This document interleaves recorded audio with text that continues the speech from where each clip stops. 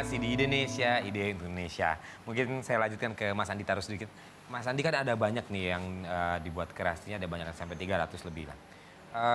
Mungkin yang menjadi andalan karena tentu kita melihat bahwa games dari luar negeri itu begitu luar biasa, bisa sangat populer di anak-anak zaman now, anak-anak Indonesia.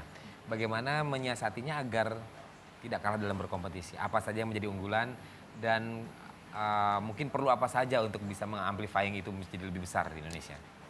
Yang pertama jelas kualitas. Jadi kalau bagaimanapun juga pemain akan melihat kualitas. Dari umur anak-anak pun juga akan melihat game itu dari kualitasnya. Jadi pertama kualitas memang harus bagus. Yang kedua yang bisa kita menjadi andalan kita adalah budaya lokal kita. Jadi budaya lokal apa yang kita kuasai, yang bisa kita angkat supaya tidak mudah untuk diduplikasi. Contoh kita bikin game tentang Timun Mas. Jadi malah kita bahasa Inggris kan judulnya Timun Mas and the Green Giant. Jadi cerita legenda yang tentang Timun Mas itu bisa kita kemas ke dalam sesuatu yang menarik dan dengan kualitas yang bagus.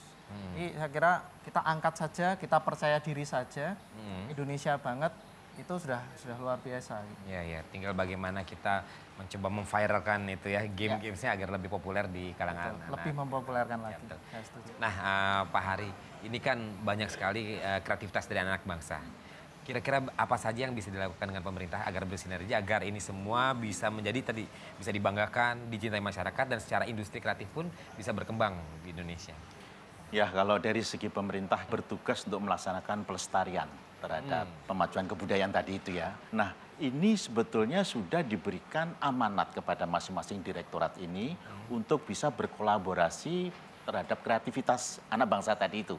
Sehingga dalam hal ini katakanlah kita sebagai substansi, sedangkan para seniman dari backcraft dan sebagainya itu adalah sebagai implementasinya itu di situ. Sehingga bisa diharapkan ada sebuah kolaborasi antara pemerintah, seniman, dan juga lembaga backcraft tadi misalkan.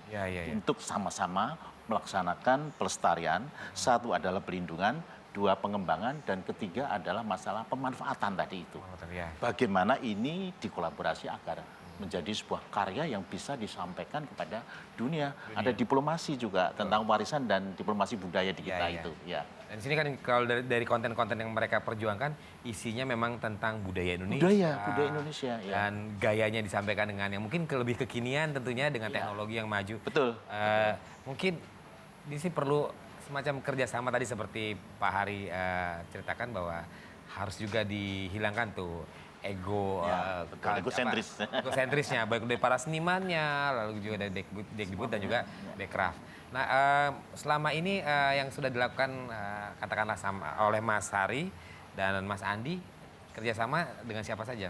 Mungkin dari Mas Hari dulu. Saya bekerja sama dengan ada rumah kreatif di Cimahi. Mereka sangat kreatif sendiri. Mereka sudah bikin beberapa event internasional mengenai teknologi digital dan game dan lain-lain. Itu mereka sangat suportif. Kemudian dengan lingkungan kampus, institusi saya juga sangat mendukung. Cuma pas yang dengan pemerintah, mungkin agak karena banyak yang banyak yang diurusin ya. Banyak yang diurusin, emang agak lama. Sebetulnya ini klop kalau dengan kementerian sebetulnya, tinggal menjalin sebuah komunikasi yang lebih intens saja. Selain dengan pemerintah juga kan tadinya dengan tari, sekarang saya mencoba ke pencaksilat. Pencaksilat juga harus dikonservasi. Kemudian permainan anak-anak nanti akan saya coba digitalkan, bisa dipelajari dan kita bisa. Nah, ini menarik sekali ya pemirsa, bahwa usaha-usaha yang dilakukan oleh Mas Hari, juga teman-teman ini ada Mas Andi Taru juga, pastinya akan mengurangi lah resistance dari diklaim sama negara lain. Ya, jadi ini penting sekali, kita jangan sampai kecolongan lagi. Nah, lalu kalau Mas Andi mengurus hak ciptanya sudah? Nah, kita memang dari awal pengen ada anak-anak Indonesia punya karakter khas Indonesia gitu. Jadi kita memang karakter andalan kami namanya adalah Marble. Ini dari awal kami sudah mengurus hak cipta dan merek gitu.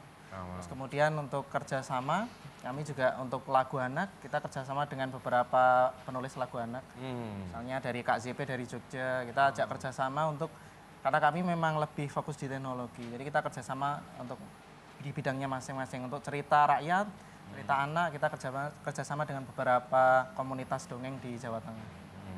Dengan komunitas-komunitas seni yang lain juga banyak berinteraksi dan juga bekerja sama.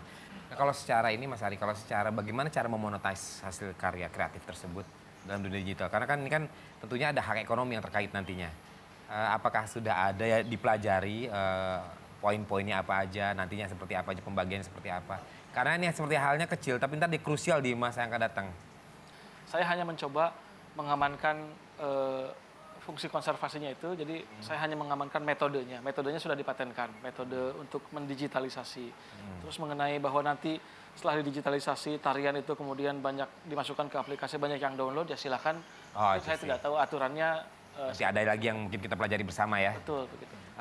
Pak Hari, itu kalau selama ini kan dari tahun ke tahun banyak perjuangan yang dilakukan baik oleh masyarakat dan juga pemerintah untuk menjaga warisan budaya ini. Nah, selama ini kalau tahun-tahun lalu itu ada klaim dari negara lain, itu bagaimana sampai bisa kecolongan seperti itu ya Pak? Jadi kalau saya lihat bahwa memang yang mereka klaim itu tidak hanya ada di Indonesia, tapi di negara mereka juga punya biasanya seperti itu. Tetapi historis itu tidak seperti itu. Historis bercerita bahwa ini milik-milik kita. Sekarang masa Arya Ponorogo mau diklaim yang dari orang luar kan gitu ya. Nah di sini kita berkomunikasi, ada yang bernama Warisan dan Diplomasi Budaya Direktoratnya, itu untuk dengan Kumham melaksanakan kerjasama. Seperti tari, saman, tari Bali, 9 tari Bali, angklung, dan sebagainya itu merupakan sebuah karya dari kita yang sudah diakui oleh UNESCO. Nah ini hak ini perlu, ya makanya kita bekerjasama dengan Kumham untuk bisa menjaga bahwa ini sudah dipatenkan dan ini kalau ada klaim itu sudah ada aturan hukumnya sendiri. Lebih kuat. Ya. Nah, ini pemirsa pasti masih banyak yang menarik lagi akan kita bahas oleh ketiga narasumber ini. Jangan kemana-mana, tetap di Indonesia, ide untuk Indonesia.